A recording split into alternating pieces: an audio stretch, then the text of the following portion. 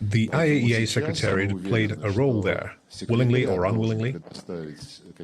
And so now it's the Secretariat that must provide guarantees that in the future it will be strictly guided by the mandate that it has, without trying to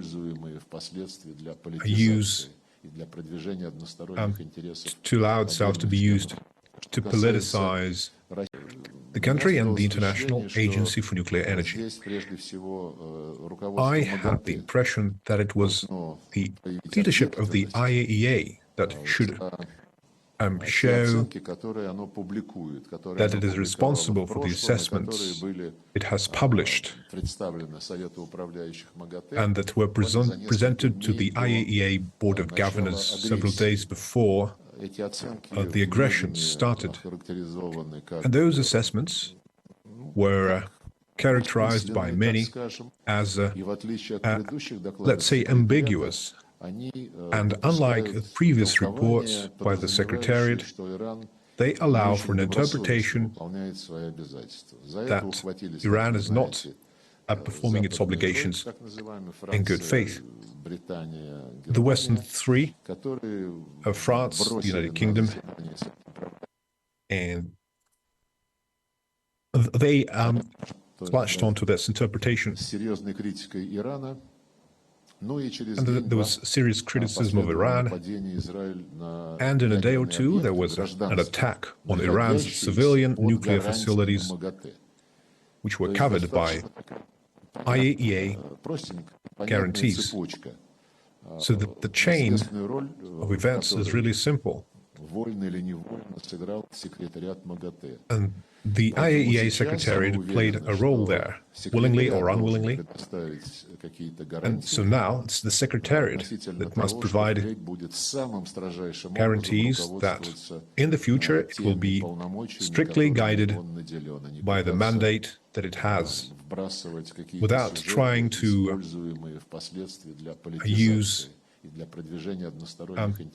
allow itself to be used to politicize the situation and to promote individual members' interests. The leader of BRICS presented a report, a resulting report.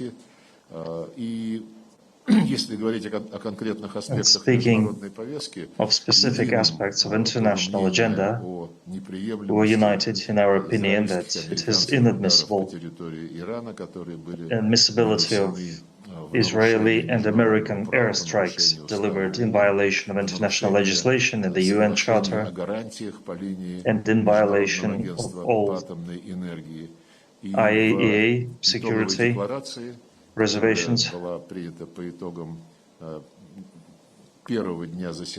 And the statement passed after the first day of the session.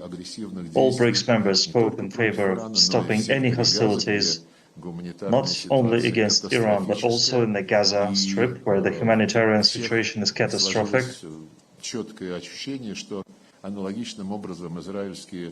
And everybody feels that Israeli army is going to operate not only in Gaza, but also on the west bank of Jordan River, which severely undermines the very prospect of creating a Palestinian state. The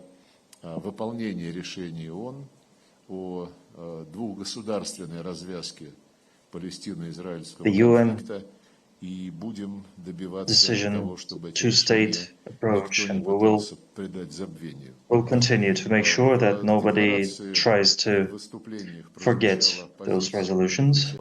The resolution reflects many countries' position regarding Ukraine. Everybody spoke from very weighted positions, realizing the root causes of the crisis,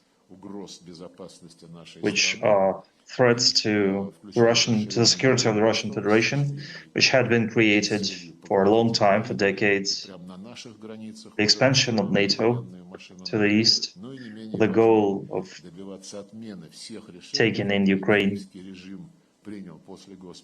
We need to cancel all decisions passed by the Kiev regime after 2014, aimed at legally exterminating all things Russian, including the state language, the culture and literature. And recently they've been trying to abolish the traditional Ukrainian Orthodox Church. The NATO expansion did not benefit anyone, including the members of the North Atlantic Alliance themselves. The differences between them are getting bigger. There's an uprising brewing in the bowels of the alliance, and everyone is pulling towards their own side. But nothing like that is happening at BRICS. There is no threat and no dilution of our values and of our ideas. BRICS has always stood for equality, a mutual respect, and consensus. Consensus that truly reflects the balance of interests and not dictated by the big brother. Even before his inauguration, President Trump said that BRICS countries will face 100% tariffs if they introduce their own currency. And yesterday he threatened all countries that, as he said, pursuing an anti-American policies will face similar tariffs. So will there be a BRICS currency? What do you think about Trump and and his response to BRICS? Well, what do you mean by what about Trump?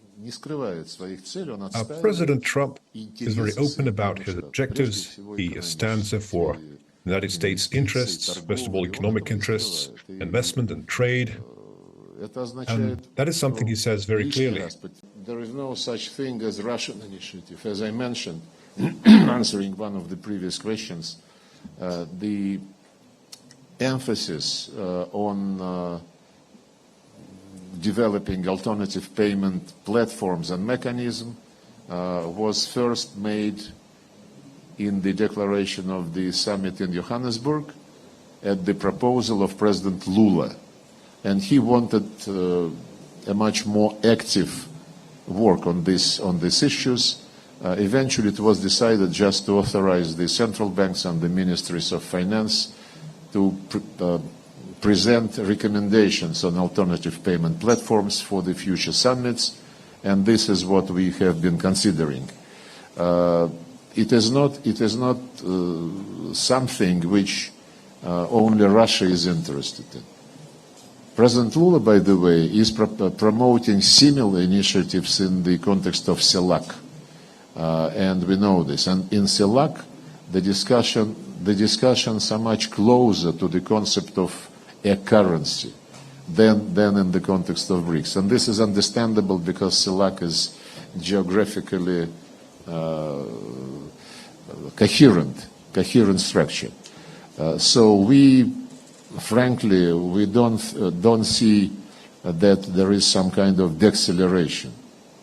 Not at all. And statistics which are being reported to the leaders, they show that the amount of deals which are serviced without using the dollar, this amount is growing, and percentage of these deals in the context of the overall trade is growing.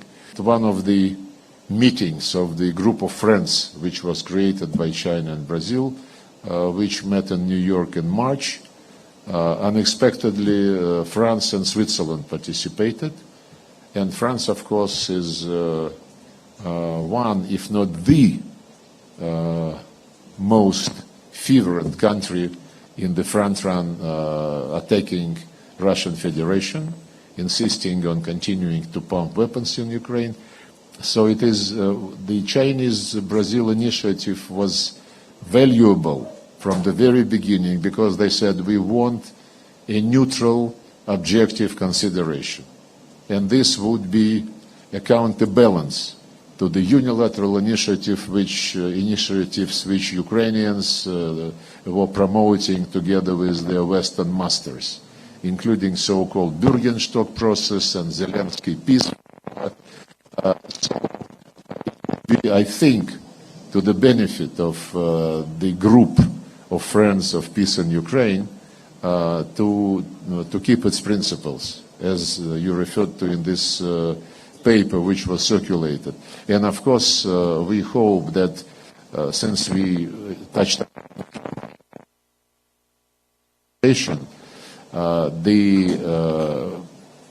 Ukraine is the only country, the only one, where a language, especially an official United Nations language, is prohibited in all areas of life. Education, media, cultural events, and so on and so forth. Russian language, after the coup took place in Ukraine in 2014, has been persistently exterminated by law. No such an example exists in any other part of the world where there are some conflicts. Israel, Palestine, I mean, no other conflict where this would be a characteristic exists. And this grossly violates the United Nations Charter, which says, Antonio Guterres, I talked to him today, he said yesterday again that everybody must respect international law. And then he says territorial integrity of Ukraine. But this territorial integrity principle means that nobody cares about the rights, inherent rights of the people living on those territories. The Charter says respect of human rights, irrespective of race, gender, language, or religion. Russian language and canonic Orthodox Church in Ukraine are prohibited by law.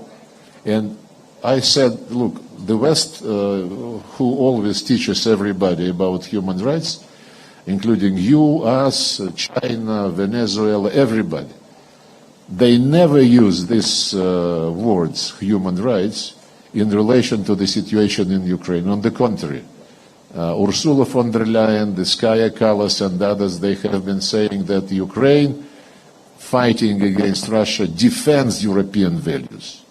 If European values are about canceling a culture, it's back to Nazism. And therefore, to recognize the reality as regards the human rights violations in Ukraine. But our friends from the Global South, who are interested in promoting their own initiatives, of course, they can be in the front of the fight for human rights, not as the West wants, but as the United Nations Charter requires. Thank you.